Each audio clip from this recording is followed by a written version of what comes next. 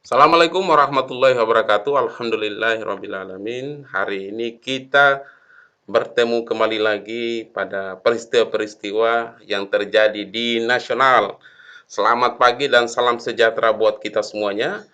Hari ini saya akan memberitakan tentang peristiwa-peristiwa di nasional.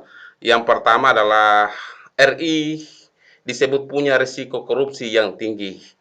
Ini diberitakan atau disiarkan di finance.detik.com ya. Jadi Indonesia ini masih berisiko tinggi terhadap tindakan korupsi. Siapa yang mengatakan seperti ini? Ini ternyata diungkapkan oleh Ibu Sri Mulyani. Indonesia sebagai suatu negara masih dianggap sebagai negara yang punya risiko tinggi dari sisi tata kelola korupsi, dari sisi anggaran, kata Ibu Sri Mulyani dalam acara Rakornas AA IPI secara virtual. Jadi mantan Direktur Pelaksana Bank Indonesia mengungkapkan bahwa membangun kredibilitas dan reputasi sebuah sistem pemerintahan tidak semudah membalikan telapak tangan. Kredibilitas dan reputasi perlu dibangun dalam waktu yang lama. Artinya bahwa Indonesia ini butuh waktu yang lama untuk membangun satu kredibilitas, satu kepercayaan kepada masyarakat, dan yang paling penting adalah bagaimana betul-betul mewujudkan sistem tata pemerintahan yang bersih dan baik.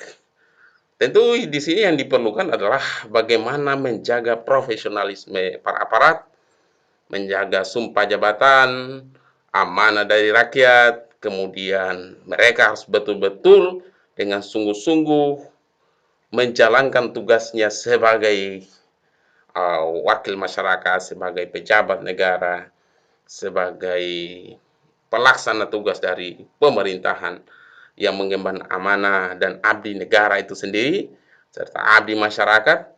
Ya, mereka tidak boleh melakukan tindakan-tindakan yang dapat menjerumuskan, dapat menghancurkan, atau dapat melemahkan negara kita dari tindakan korupsi ini sendiri. Tentu korupsi adalah kejahatan extraordinary crime, adalah tindakan kriminal yang luar biasa. Karena kenapa? Di dalam atau dampak dari korupsi itu banyak menyentuh pada segi negatif kehidupan bangsa. Ya positifnya pada orang yang korupsi itu dan kelompoknya, tetapi negatifnya adalah ya yang menanggung adalah rakyat Indonesia. Tentu yang menanggung itu ya salah satunya akan berakibat pada pengangguran, kelaparan, kemudian terjadi perampokan, terjadi macam-macam. Ya, pembangunan di daerah tidak berjalan dengan baik, bahkan di tingkat nasional tidak berjalan dengan baik. Bahkan pembangunan ya hanya berjalan terseok-seok saja gitu. Oleh karena itu, tindakan korupsi ini harus dibuang jauh-jauh dari pikiran para pejabat. Ya memang ya ada yang korupsi ini kan salah satunya disebabkan karena adanya diskresi yang terlalu besar, kemudian kurangnya pengawasan, pertanggungjawabannya yang kurang. Maka yang terjadi adalah ya terjadi korupsi, ada kesempatan, ya bisa jadi itu akan ada kejahatan. Oleh karena itu sistem pengawasan dan laporan pertanggungjawaban terhadap apa yang mereka lakukan itu sangat penting dilakukan. Kemudian berita yang selanjutnya datang dari antaranews.com. Itu mengatakan menurut pengamat reshuffle upaya presiden solidkan dukungan parpol koalisi. Siapa pengamat itu? Ya, manajer riset dan program The Indonesian Institute atau TII Center of Public Policy Research Avianto Purbo Laksono. Beliau menilai bahwa perombakan kabinet atau reshuffle yang dilakukan oleh Presiden Joko Widodo merupakan langkah untuk mensolidkan dukungan partai politik koalisi pemerintahan. Selanjutnya, ini saya saya garis kuning ini. Hal ini terlihat dari masuknya nama Sandiaga Uno dalam kabinet. Sebelumnya juga Prabowo Subianto juga sudah masuk dalam kabinet sebagai Menteri Pertahanan Republik Indonesia.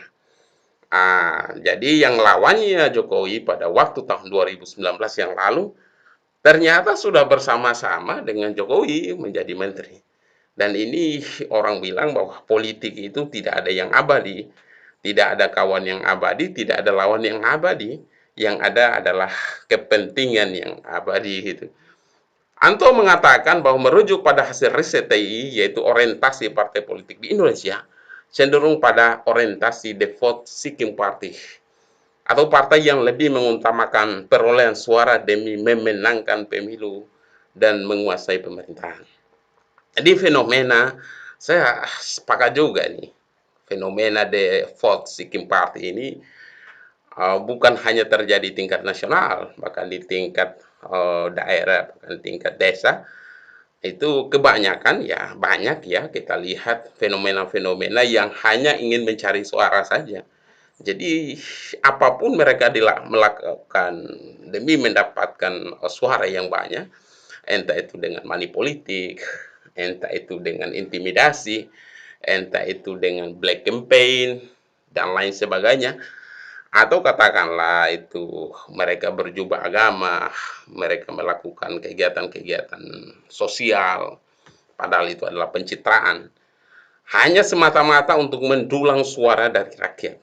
Jadi ini fenomena nasional sebenarnya, di mana yang paling diutamakan dalam pemilihan umum, pemilihan kepala daerah, pemilihan legislatif, atau pemilihan kepala desa, itu yang paling diutamakan adalah kualitas calon pemimpin itu sendiri. Jadi bukan hanya sekedar mencari tenar, mencari suara, mencari simpati dari masyarakat, tapi dengan kemampuan para calon itu dalam merancang dan membangun sebuah negara, daerah maupun desa itu yang perlu diutamakan adalah kualitas dari sumber daya manusia itu. Tetapi ya namanya kita berhadapan dengan rakyat, kadangkala juga rakyat juga sebagian juga ada yang mau menginginkan money politik, ada juga yang tidak ya. Tapi kalau kita lihat dari fenomena yang ada, pemilihan secara langsung itu sebenarnya adalah pemilihan yang didasarkan pada kapitalis. Siapa yang punya banyak uang, maka kemungkinan dia akan menjadi orang yang besar, orang menang. Tentu variabel uang itu bukanlah variabel tunggal, ada variabel-variabel lainnya yang mempengaruhi sehingga seseorang bisa menduduki tahta kekuasaan. Selanjutnya pada tempo.com ini diberitakan pada hari Rabu 23 Desember 2020 pukul 13.59 waktu Indonesia Barat, ungkap alasan mau jadi Menteri Jokowi. Sandiaga Uno, COVID-19 mengubah segalanya. Padahal sebelumnya Pak Sandiaga Uno ini sudah mengatakan bahwa beliau akan berada pada oposisi. Tapi kalau dilihat dari karakter beliau, memang orangnya yang tidak terlalu ambisi ya dengan sebuah jabatan. Orangnya low profile juga, tidak terlalu sangat menggebu-gebu.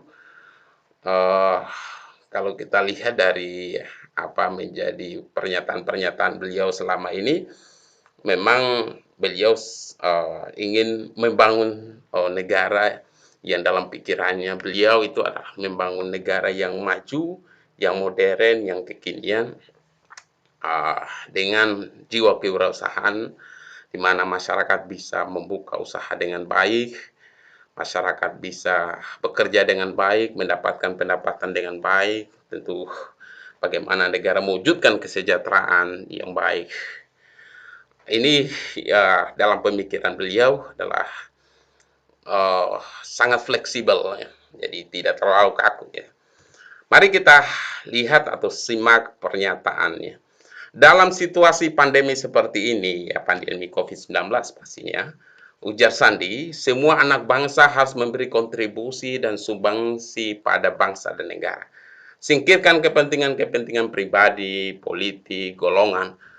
Semua kita lakukan demi kepentingan bangsa dan negara, dan jika negara memanggil, pada saat inilah menurut saya tanggung jawab ada di pundak masing-masing dari kita.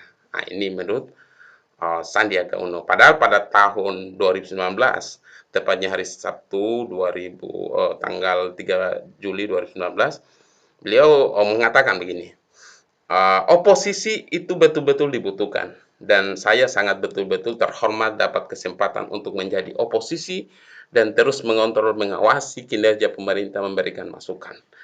Jadi satu sisi di 2019 beliau sudah menyatakan untuk keluar menjadi oposisi, ya keluar dari pemerintah atau tidak bergabung menjadi bagian dari pemerintah sendiri atau disebut dengan oposisi. Tapi dalam kondisi yang sekarang 2020, beliau ya dalam pernyataan ini ya mulai tersadar bahwa menghilangkan kepentingan-kepentingan pribadi politik dan golongan itu sangat penting di tengah pandemi ini. Ya itu menurut beliau gitu.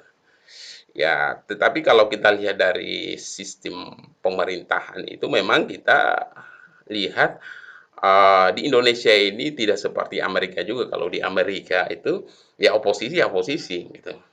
Ya kalau misalnya Demokrat yang kalah ya Demokrat menjadi oposisi, kalau Republik yang kalah ya Republik yang menjadi Partai Republik yang menjadi oposisi. Di Indonesia kita tidak menganut sistem secara keseluruhan yang ada di Amerika. Tentunya di Indonesia sangat fleksibel sekali dengan kepentingan-kepentingan politik nasional, nasional maupun negara. Salah satunya yang dibuktikan dengan masuknya Sandiaga Uno dan Prabowo Subianto ini dalam jajaran pemerintahan. Padahal kalau kita lihat mereka harusnya menjadi oposisi. Ya tentu oposisi itu adalah oposisi yang baik ya dalam artian yang bisa menciptakan check and balance dalam pemerintahan, memberikan pengawasan, memberikan masukan-masukan, kritikan terhadap terhadap pemerintahan.